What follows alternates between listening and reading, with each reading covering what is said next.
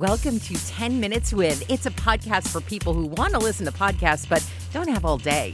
I'm Terese Main, and I'm a fast talker, so get ready for a quick chat with someone you might be interested in learning more about in about 10 minutes. Today we've got Jordan St. Cyr. He's gone through some pretty trying times, and he's still going through them now, but God is with him and giving some great inspiration for songwriting, including his current hit, Fires. God has always had my heart in this deep way where I was never afraid to dive right in, to get right to the meat of it. Um, just just to be an open book, to be vulnerable. I feel as artists, or maybe even as believers, we're called to have thin skin, and in that way we are vulnerable, and we can. I think that's where we can make an impact.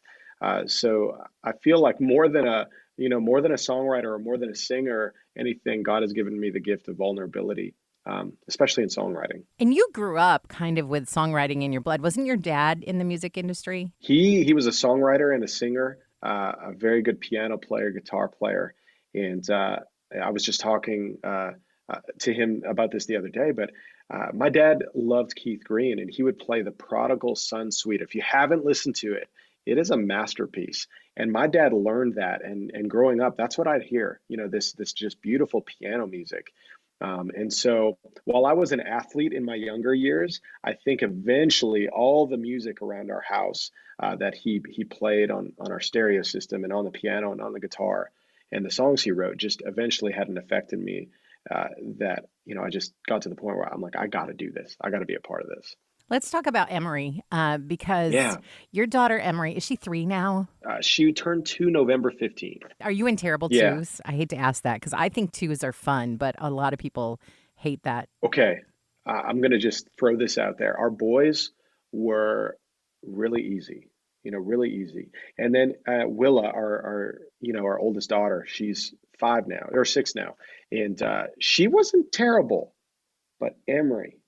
And you know what? The funny thing is that I couldn't be more grateful for how terrible her twos are, because the fact that she can be terrible means that she's a fighter and she's fierce. And so we are definitely like, she is climbing on everything. She has got an attitude. She wants those jammies, not the ones she's wearing. Oh yeah, terrible. I found that children who are stubborn, and I'll just say that strong-willed, stubborn, however you want to say it. Yes. Yeah. What's really terrific about them is that when they are convicted in their faith, they are deeply convicted and not easily Mm, moved. And so be encouraged by that. That if you that's build a awesome. foundation in her life, she will probably become like the fiercest champion for Jesus. As she I love as that. she grows. Now, when Emery was born, she had a brain disorder. And Yes. how is she doing? We've been to, more appointments, more hospital visits than we can count. But over the last, I'd say 6 months, we've just been kind of getting updates from our doctors. We haven't been able to go in for our appointments, and they kind of, were leading us to believe that there was a big event coming. Like kids with this disease have, some have hundreds of seizures a day. It's absolutely, uh, you know, terrible.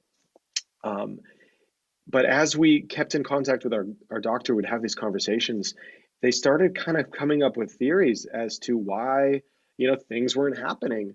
And, like I said, we haven't been able to get to the hospital for continued brain scans to see the development of this disease. So every day feels like, we're taking it, by faith.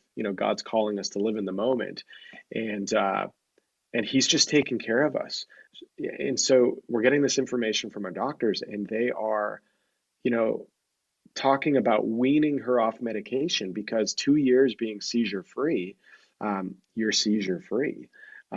So she's doing amazing. She's developing well. She's, like I said, running around the house, being a terrible toddler, in the best kind of way. So we feel we've experienced just a miracle with this little girl.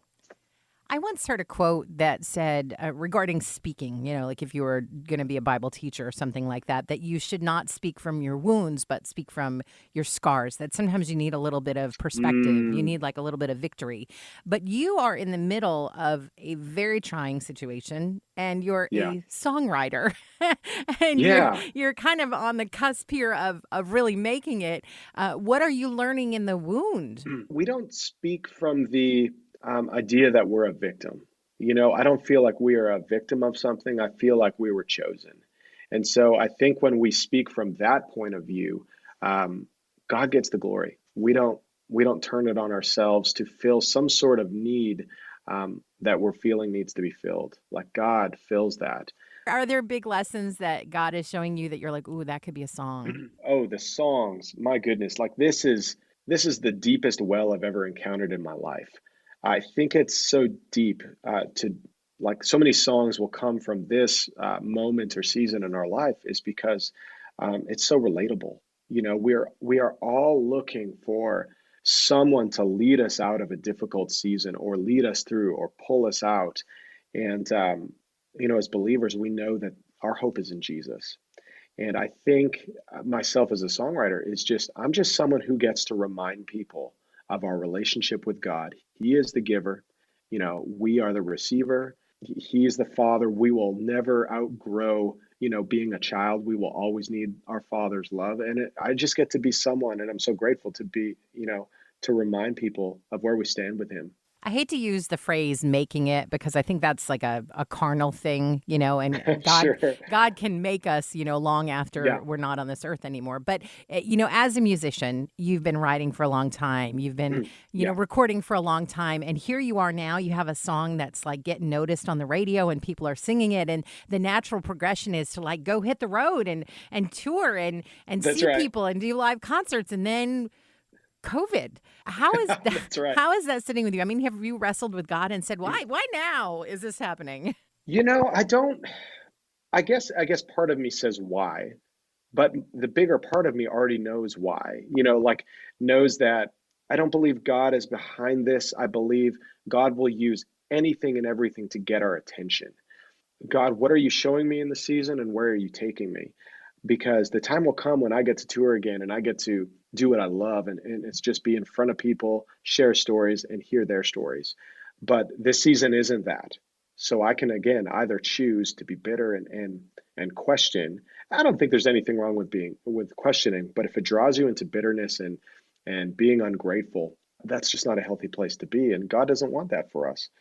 For me right now, we're just investing into the future. We're writing a ton of songs, so just excited. Kind of just preparing our hearts to be excited for what God is birthing in this season. Who is your hero? Who is my hero? Oh my goodness. And if you're not hearing a Bette Midler song in your head right now, like I'm missing it. Did you ever know see? that you're my hero? I love that. I would say I've always been a person who does things all the way. So when I think all the way, and I'm like, there's only one that's gone all the way, and that's Jesus. The life of Christ, the life that he lived. And I know that may be a stock Christian answer. If you're looking for a human example, I would say there are people, and I watch them live that just live out an amazing example of what it means to be a husband, a father, and a Christ follower. I see guys like, Stephen Curtis Chapman. I like his music so much more because of the way he's been able to live out his life. I see a guy like Toby Mac and the way he is around people, and he makes everybody feel like they are the center of the world. So I would say those guys are up there. So when I wanted to look up the town that you live in, I went to Google Yeah, Maps. I typed in Niverville and I started to zoom in, and the first orange pin mark that came up was Tim Hortons, which that's right. I wanted to think that was cliche, but I mean, literally, I had to zoom in a long time before I saw Chicken Chef. So I really, I feel like there's something to that. So you're in the drive-through at Tim Hortons. How do we order our coffee like Jordan St. Cyr? Okay, Tim Hortons is like it's good, but it's not great. I'll get like a large coffee, two cream, you know, kind of takes away a little of the coffee taste. So By the way, Justin Trudeau has been alerted, and he's going to be showing up at your house because you just said Tim Hortons. Isn't that great? But I hope you've enjoyed. it'll do. Don't get me wrong. I'm not a coffee snob, but yeah, it's okay. That's Jordan St. Cyr. His current hit Fires is playing on Family Life and is available everywhere you download music. Find out more about his ministry at jordanstcyr.com. If you want to learn more about the artists you hear on Family Life, check out previous episodes of 10 Minutes With.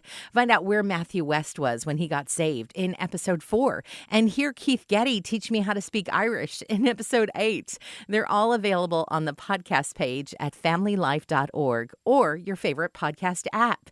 If you've enjoyed this episode of 10 Minutes With, be sure to subscribe so you don't miss the next one. You might also consider giving to Family Life, the listener-funded ministry that makes this and other podcasts possible.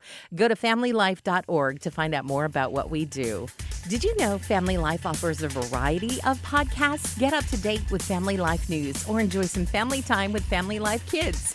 There's If That Makes Sense, a Family Life original podcast where they talk about what life is really like as a Christian in your 20s. And Terese Talk, a short-form podcast to help women better serve their families and communities. They're all free and on demand at familylife.org. Just click podcast in the radio menu.